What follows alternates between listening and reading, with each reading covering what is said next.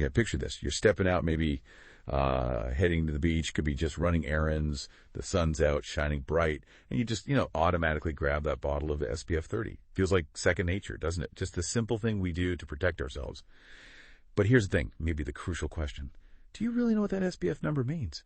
Like, beyond just it stops sunburn, does it actually block all the kinds of rays it should? And maybe the most unsettling part, is that stuff you're rubbing on your skin even safe? Safe for you, safe for your body. And what about the planet, the oceans? We sort of trust the label, don't we, without really digging into what's happening, under the surface, or thinking about the bigger picture. So this deep dive, it's all about unraveling those common ideas, maybe challenging some things you thought you knew about sun protection.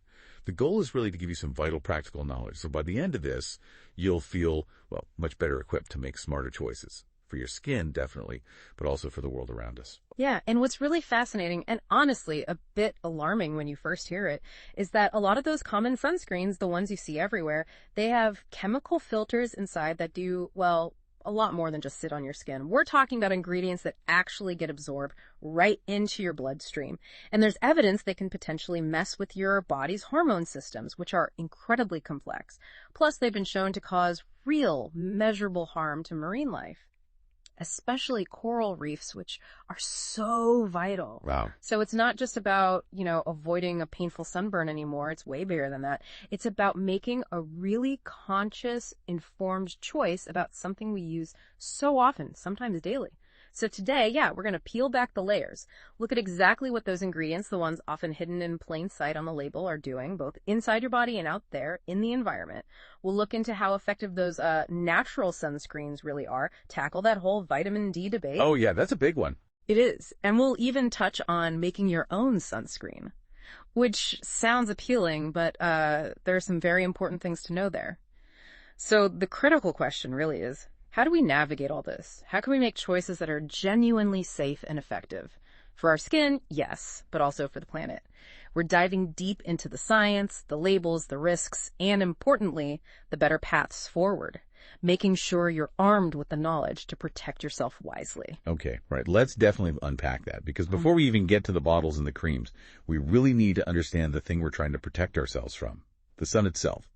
Specifically, those invisible rays it sends down. Most of us know about UV rays kind of generally, but it sounds like the details really matter here, understanding the different types. It's like the absolute foundation for doing this right long term. It's not just one kind of light hitting us, is it? Not at all, no. So what are these different kinds of UV rays we're dealing with all the time? And what makes each one, unique in how it affects us? Absolutely, yeah. Making that distinction is crucial. When we talk about ultraviolet radiation hitting the Earth's surface, we're mainly concerned with three types: UVA, UVB, and UVC. Let's break them down. Maybe start with the one you generally don't need to worry about day to day. That's UVC. Now, UVC actually has the most energy. It's potentially the most damaging. Okay. But the good news is, our planet's ozone layer does a fantastic job. Yeah. It absorbs almost all of the UVC radiation way up high in the atmosphere. So unless you're, an astronaut or maybe working with a specific germicidal lamps, right, it just doesn't reach us down here. So for typical sun exposure, UVC is basically a non-issue, filtered out for us, thankfully. Now, UVB, this is probably the one people are most, let's say, personally familiar with, because its effects, they're pretty immediate and often memorable. Yeah, the burn. Exactly. UVB rays are the main culprits behind sunburn. That redness, the heat you feel, the tenderness, and then, the peeling later on. That's UVB directly damaging the top layers of your skin, the epidermis. It's your body basically shouting, ouch, too much sun. But UVB isn't entirely the villain. It actually plays a really important positive role, too. It's the specific type of UV light that triggers your skin cells to produce vitamin D. Okay. Which is essential, right, for bone health, immune function, loads of things. And this is why people get concerned. If I block UVB, will I become vitamin D deficient? It's a valid question, and we'll definitely dig into that. But yeah, its impact is usually visible. You feel it, you see it, easier to react to. Okay, but here's where things get, a bit more complicated. And honestly, where the deeper, more insidious damage happens, that's UVA. Now, unlike UVB, UVA rays penetrate much, much deeper into the skin. Deeper? How deep? Instead of just hitting the top layer, the epidermis, like UVB mostly does, UVA goes down into the dermis. That's the second, thicker layer. That's where your collagen and elastin live. the stuff that keeps skin firm and youthful. Right, the structure. Exactly. And because it penetrates deeper, its effects aren't usually immediate or painful, like a sunburn. You don't feel UVA burning you, but its impact over time, it's profoundly damaging. UVA is a major driver of premature skin aging. Think wrinkles, fine lines, those brown sunspots, loss of elasticity. So it's the aging ray, basically. It's a huge factor in aging, yes. It actively breaks down that collagen and elastin. But even more critically, UVA also contributes significantly to the development of all kinds of skin cancer, including melanoma, the most dangerous type. And what makes UVA particularly sneaky, and this is a really critical point for everyone to grasp, is how pervasive it is. It goes right through window glass. Really? Like office windows, car windows? Yeah. Office windows, car windows, and it also penetrates clouds quite effectively. So this means you're getting UVA exposure even when you're inside, sitting near a sunny window, or on a cloudy, overcast day when you might think, oh, I don't need sunscreen today. Wow. Okay. That's, yeah. So if you look at the bigger picture, it means UVA exposure is pretty much constant, and it's cumulative. It adds up silently, day after day, year after year, across your entire life, contributing to that long-term cell damage, increasing your risk of skin issues and cancer, even if you almost never get a sunburn. Because you don't feel happening. Exactly. That cumulative damage is so often overlooked because it lacks that immediate ouch factor of a UVD burn. Yeah. But its long-term consequences for skin health, they are really, really significant. It's a year-round, always-on kind of concern. Okay, this is where it gets really interesting for me. Because that changes everything about how most of us probably think about sun safety, it sounds like. Basically, just because you don't burn doesn't mean you're actually protected at all. Precisely. That's a huge misconception. Yeah. For years, people have used getting red, getting a sunburn as their gauge. Oh, I didn't burn, I must be fine. Or my sunscreen worked. So what does this mean for us then? It means, wow, we've kind of been measuring sun safety the wrong way, haven't we? In many ways, yes. A sunburn is just the loud signal about UVB, surface damage. But the silent, deeper UVA damage is happening constantly. Through windows, on cloudy days. Mm-hmm. Your skin is just taking this hit, accumulating damage all year round without you even feeling it. This really shows why just stopping the burn is like only half the job. Maybe not even the most important half for long-term health and cancer prevention. That's a very good way to put it. Which really makes the case for needing something more comprehensive. No. Okay, so now when we pick up that sunscreen bottle, SPF 30, SPF 50, maybe even higher, that number, SPF, is usually the first thing we look at, right? It's almost like the shorthand for sun protection. It is, yeah. But what does that number really tell you? The person trying to stay safe. How accurately does it reflect, your total protection from everything the sun throws at us? Right. It's a metric that's widely used, but often widely misunderstood. Clarity here is absolutely key. So SPF stands for sun protection factor, and it is specifically a measure of protection against UVB rays. Only UVB. Only the burning rays. Only the burning rays. It tells you, theoretically, how much longer you can stay in the sun without getting burned compared to if you had no protection on at all.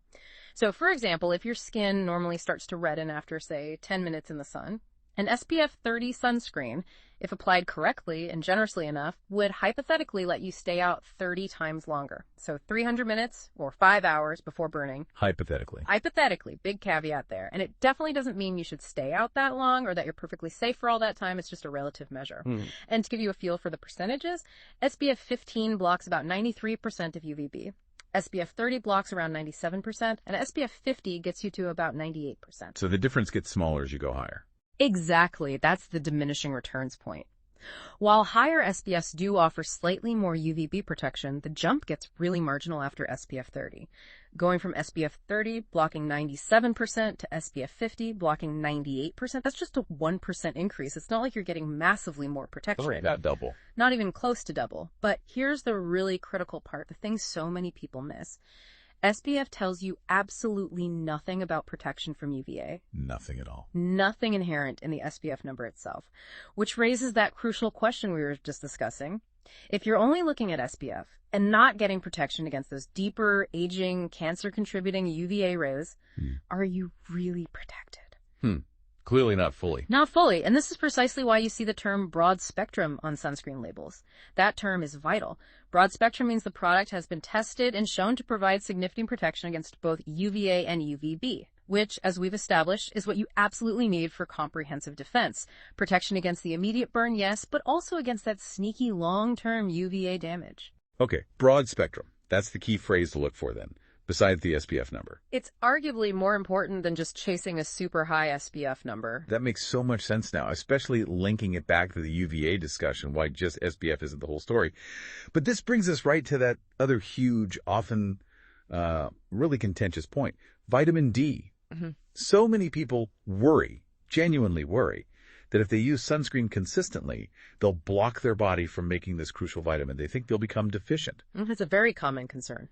Yeah, and it actually leads people to deliberately not use sunscreen, thinking they're making a healthier choice overall. What does the science actually say? Is it really a trade-off? Sun protection versus vitamin D. Yeah, looking at the big picture, while it's theoretically sound, sunscreen blocks UVB, and UVB triggers vitamin D production, so therefore sunscreen should reduce vitamin D. The real-world impact for most people, it turns out to be surprisingly minimal. Minimal? Really? Okay. Why? Well, there are a few very practical, real-world reasons. First, and this is a big one, most people just don't apply enough sunscreen to actually get the level of protection stated on the bottle.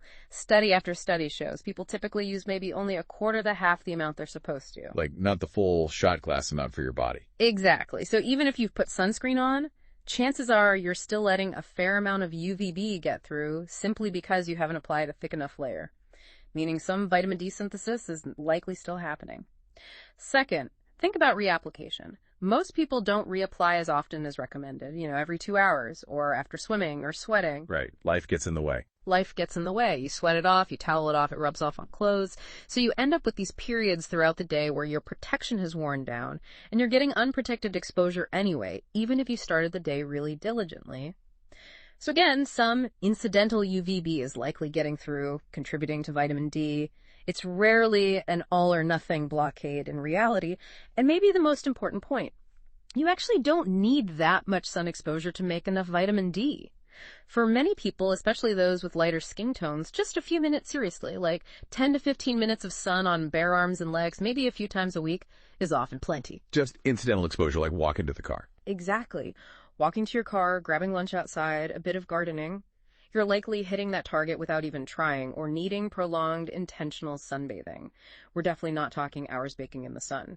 And crucially, if you are concerned about deficiency, there are excellent, safe alternatives. You can get vitamin D from your diet fatty fish like salmon or mackerel, fortified foods like milk or cereal, and vitamin D supplements are very effective, very safe, and allow you to get exactly the amount you need without any of the skin damage risk from UV exposure. So you can protect your skin and get your vitamin D. Absolutely. The consensus among dermatologists and health organizations is clear. The known risks of too much sun aging, cancer, vastly outweigh the benefits of getting vitamin D only from the sun, especially when these safe backups exist. Protect your skin rigorously and get your D from food or supplements if needed. Okay, so understanding rays, SPF, broad spectrum. Yeah. That's step one. And debunking the vitamin D myth check. But that leads us right into something potentially much more unsettling. What's actually in so many of those regular sunscreens we just grab. We trust them, right, to be helpful or at least harmless. But what if they're actually causing problems, not just on the skin, but deeper, and for the environment? Let's talk about toxicity. What are these ingredients that are causing all the concern? And why should we, as consumers, be paying really close attention to that fine print on the back? Yeah, this is where it gets pretty compelling, looking at the growing research. We're talking about specific ingredients, usually called chemical UV filters. They're super common in mainstream sunscreens. They work differently from the mineral ones we'll get to. The main ones to really watch out for, the names to remember, are things like oxybenzone, octinoxate, homosalate, and octocrylene. Okay, oxybenzone, octinoxate, homosalate, octocrylene. Got it. Right. And their job is basically to absorb UV radiation. Think of them like tiny solar panels on your skin. They soak up the UV light, convert that energy into a tiny bit of heat, and then release it from the skin. Okay, that sounds fine so far. Well, here's the critical point, the reason for the concern: absorption. These chemicals don't just sit nicely on the surface. Multiple studies, including significant ones by the FDA, have shown very clearly that these chemical filters get absorbed through your skin, and they can easily enter your bloodstream and circulate throughout your body. Whoa, they get inside you. They get inside, which immediately raises that crucial question: if these things are floating around in our blood, what are they actually doing once they're inside? This systemic absorption is a fundamental difference and a major health worry compared to how the physical mineral blockers work. It's protection from the inside out, almost, but maybe not in a good way. And that internal presence. Yeah, that's where it gets really startling. I've definitely heard those reports. These chemicals showing up not just in blood, but even in breast milk. That's been demonstrated. That makes it incredibly real, doesn't it? Oh, Especially if you're a parent. So what are the actual health concerns? What effects are linked to these chemicals once they're inside us? What are studies showing? Indeed. Finding them in blood and breast milk really hammers home how easily they get into our systems, and the research links them to a whole range of worrying effects, much more than just skin irritation. A primary concern is that many of these chemical filters are known or suspected endocrine disruptors. Endocrine disruptors. Okay. What does that mean exactly? So your endocrine system, think of it as your body's master communication network. It uses hormones like estrogen, testosterone, thyroid hormones as messengers. They control pretty much everything: metabolism, growth, mood, reproduction, sleep, stress response. Endocrine disrupting chemicals, or EDCs, can interfere with this delicate system. They can mimic your natural hormones, basically tricking your body, or they can block your real hormones from doing their jobs, like putting the wrong key in a lock or jamming the lock so the right key won't work. Okay, so they mess with your body's signals. Exactly. They throw off your natural hormonal balance. And research has specifically linked some of these sunscreen chemicals to things like decreased testosterone levels in men, altered thyroid hormone levels, effects on estrogen receptors, which suggests, a pretty broad interference with this fundamental system for well-being. Plus, some people definitely have allergic reactions, rashes, irritation. But there's one more detail specifically about octocrylene that's particularly concerning. What's that? Studies show that octocrylene can break down over time, especially in the bottle if it gets warm or exposed to light, and it degrades into a different chemical called benzophenone. Benzophenone is also an endocrine disruptor, but worse, it's classified by health agencies as a known carcinogen, meaning it potentially causes cancer. Wow. So the sunscreen itself can generate a carcinogen over time. That's what the evidence suggests, which adds this really significant kind of hidden long-term risk if you're regularly using products with octocrylene. It's a major red flag. So yeah, the fact these chemicals don't just stay put on the skin, that's a critical takeaway. Okay, so the potential harm isn't just to our own bodies, which is obviously a huge concern already. But what about the planet? We see those headlines all the time now, right? Sunscreen, killing coral reefs, harming marine life. How big of a deal is this, really? What are these chemicals actually doing out there in the water? And is the science solid on this? It adds this whole other layer of responsibility, doesn't it? Oh, absolutely. If we connect this to the bigger environmental picture, the impact of these chemical UV filters is devastating. And yes, very well documented scientifically. When people swim wearing these sunscreens or even just shower them off later, they wash into wastewater systems, rivers, and eventually the ocean. And these chemicals don't just disappear, they persist. They build up in the water, in the sediment. Right. And once they're there, they've been definitively shown to cause coral bleaching. Bleaching. That's when the coral turns white. Exactly. Corals have these tiny algae, zooxanthellae, living inside their tissues. They give coral its color and, crucially, provide most of its food through photosynthesis. When corals get stressed by pollution like these chemicals or by warming water, they expel these vital algae. They turn bone white. And if the stress continues, they starve and die. We're talking about the collapse of entire reef ecosystems. Which is catastrophic for ocean life. Utterly catastrophic. It destroys habitat for countless species. And it's not just bleaching. The science shows these chemicals do other damage too. They've been found to damage the DNA of marine organisms, affecting reproduction, development.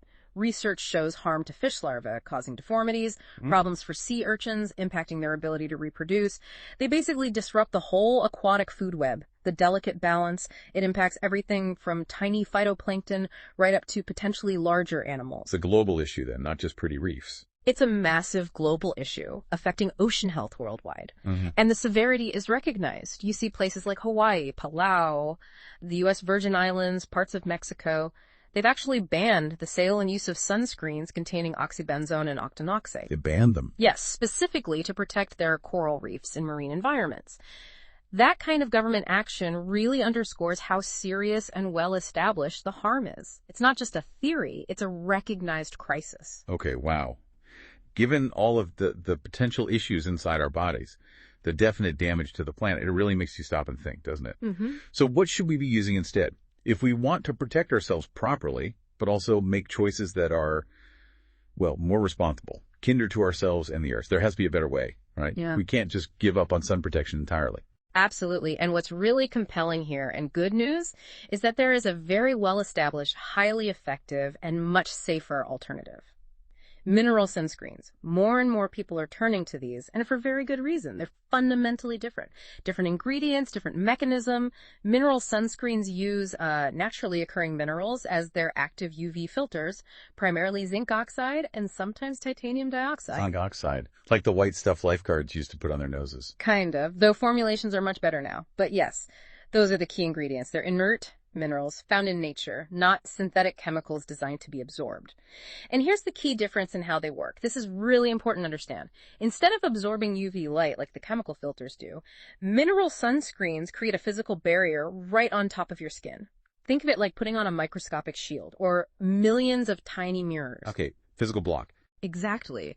This barrier works by physically reflecting and scattering the UV rays away from your skin before they can penetrate. And because these active ingredients, the zinc oxide, the titanium dioxide, just sit on top of the skin, they don't get absorbed into your bloodstream, or at least they're designed not to, especially the non-nano kind. So they're far less likely to cause skin irritation, trigger allergies, or crucially, mess with your hormones. Because they stay outside. They stay outside doing their job externally, which also makes them much safer for those marine ecosystems we were talking about. They don't dissolve and cause the same kind of chemical pollution. It's a shift from absorption to deflection. Much safer all around. That sounds incredibly promising, Yeah. especially after hearing all the concerns about the chemical ones. Mm-hmm. But the big question people always ask, I think, is, are they actually as good? Are mineral sunscreens as effective at protecting you as the chemical ones we're maybe more used to? Hmm. Is there a trade-off? You know, sometimes natural gets perceived as maybe less powerful or something.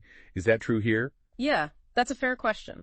And the answer is yes, they are definitely as effective. In fact, in some key ways, particularly zinc oxide, they can be considered superior.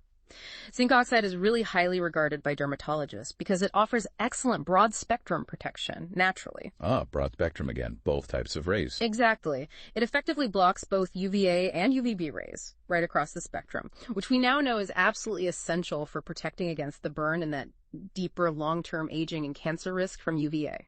Zinc is a real powerhouse for that. Titanium dioxide also offers broad-spectrum protection, though it tends to be a bit stronger against UVB than UVA. Often you'll see them combined in formulas. Now, when you're choosing a mineral sunscreen, there are a couple of key things for you, the listener, to look out for to make sure you're getting the best, safest option. First, try to choose a non-nano formulation.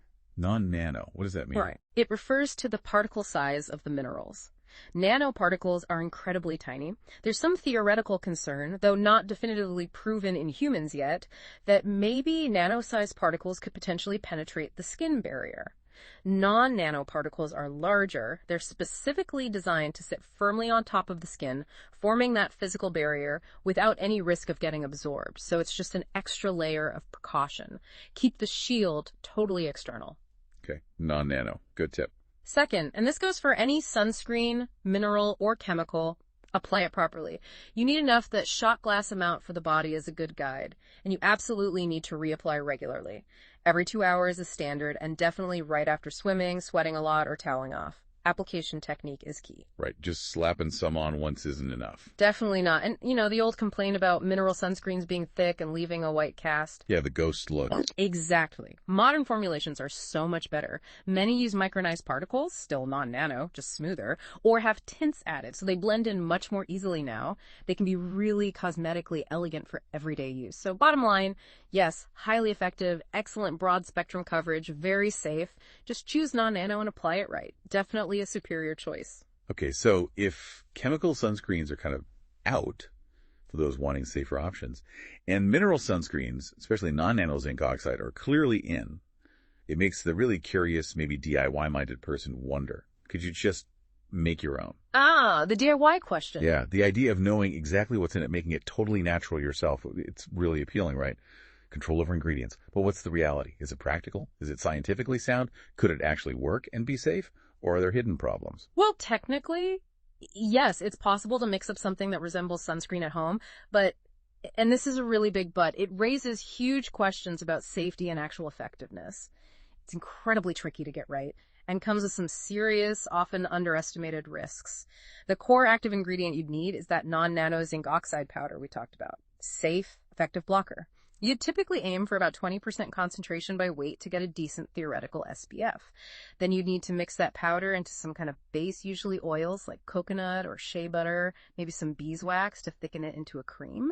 Okay, sounds simple enough. But here's the first massive challenge: getting that zinc oxide powder evenly distributed. Think about trying to perfectly mix fine flour into thick, oily dough using just a spoon in your kitchen. It's almost impossible not to get clumps and streaks, right? Yeah, definitely. Same thing here, but worse. Zinc oxide needs to be perfectly, uniformly dispersed throughout that oily base to provide consistent protection. Without industrial-grade mixing equipment, you're almost guaranteed to have patches where the zinc's too concentrated and other patches where there's hardly any at all. So you slap it on thinking you're covered, but you actually have big gaps in your protection. It creates this really dangerous false sense of security. And the second huge hurdle: you have absolutely no way of knowing what the actual SPF of your homemade stuff is. You can't test it at home. Exactly. Determining SPF requires specialized lab equipment that measures how much UV light gets through. You might follow a recipe that claims to make SPF 30, but because of that uneven mixing or maybe the quality of your ingredients or particle clumping, your final product could easily be an SPF 5, or even less in some spots. You just can't know. And relying on something with an unknown, likely inadequate protection level is really risky, especially in strong sun. Looking at the bigger picture, without that professional testing, you cannot verify its protection. It's just fundamentally unreliable for serious sun protection. Plus, homemade versions usually lack preservatives, so they can go bad quickly, grow bacteria, or separate, making them even less effective or potentially irritating over time. Okay, that's a really important reality check. It sounds like homemade might be okay for, 10 minutes in the garden on a cloudy day when the risk is super low. Perhaps, for very minimal incidental exposure. But definitely not for a beach day or hiking, or if you're serious about preventing long-term damage. The risks of getting it wrong are just too high. Precisely. It's just not reliable when you actually need protection. So given those big limitations on DIY, what else should we all be doing? What are the truly effective, maybe even more important, sun-smart habits that go beyond just the bottle, whether it's store-bought mineral or questionable homemade stuff? Exactly. You've nailed the limitation. DIY is maybe okay for super low-risk short moments, but absolutely not a cornerstone of your strategy. And you're right, sun protection is so much more than just sunscreen. It's really about a whole layered approach, a combination of strategies. Often, the most reliable methods are the simplest physical barriers and just being smart about timing. First, hats. Wide-brimmed hats are fantastic. They provide constant shade for your face, ears, neck, protection that doesn't wear off. Simple but effective. Very. Second, UPF clothing. Ultraviolet protection factor clothing. This is a game changer. These are fabrics tested and rated for how much UV they block. Right. Way more reliable than a standard cotton t-shirt, which might only be like SPF 5, especially if it gets wet. You can get swim shirts, hiking shirts, everyday wear now with UPF 30, 50, even higher. It's like wearing a reliable sunscreen all day long without reapplication. Third, seek shade. Obvious, maybe, but really effective. Trees, umbrellas, awnings. Actively getting out of direct sun makes a huge difference. Just remember, UV reflects off surfaces like sand and water, so shade isn't foolproof, but it cuts exposure dramatically. Good point about reflection. And finally, maybe the most impactful habit. Avoid the midday sun when possible. UV radiation is strongest, most intense between roughly 10 a.m. and 4 p.m. If you can schedule your outdoor runs, your gardening, your beach time for earlier in the morning or later in the afternoon, you significantly reduce your total UV dose. These habits, they offer solid protection no matter what sunscreen you use or even if you forget it. They should really be your first line of defense. So just to recap what we've covered today, because we've gone through quite a lot. What's really fascinating, I think, are the clear takeaways. We learned that UVA is that silent threat, causing damage year-round, even indoors, and just not burning doesn't mean you're safe. big one. Then we saw how many common chemical sunscreens, oxybenzone, octinoxate, etc., get absorbed into our bodies, potentially disrupting hormones, and very clearly cause significant harm to the environment, especially coral reefs. Yeah, the double whammy. Exactly. But the good news, mineral sunscreens, especially non-nano zinc oxide, offer a fantastic alternative. Safe, effective, broad spectrum, sitting on the skin, reflecting rays away, much better choice. And while DIY sounds nice, it's just too unreliable, too hard to make properly, impossible to know the real SPF, best avoided for serious protection. Which brings us back to those crucial sun-smart habits. UPF clothing, hats, shade, avoiding peak hours, those are your foundation. So hopefully this deep dive gives you a much clearer picture, moving you from just grabbing a bottle to making a truly conscious, informed choice. Absolutely. So what does this all mean for you listening right now? It means being informed. It means reading those labels with, new eyes, understanding the science behind it all, and ultimately making choices that you feel good about. Choices that protect your health long term and also help protect this amazing planet we live on. This look at sunscreen, it's just one example, really, of how digging a bit deeper, getting that knowledge, can make a huge difference in your everyday life and your impact. And next week, we're diving into another really compelling topic, more hidden truths, more surprising science. So make sure you subscribe, join us again, keep in the loop, and continue your own deep dive journey into being truly well-informed. Thanks so much for listening. Stay sun smart and definitely stay science savvy.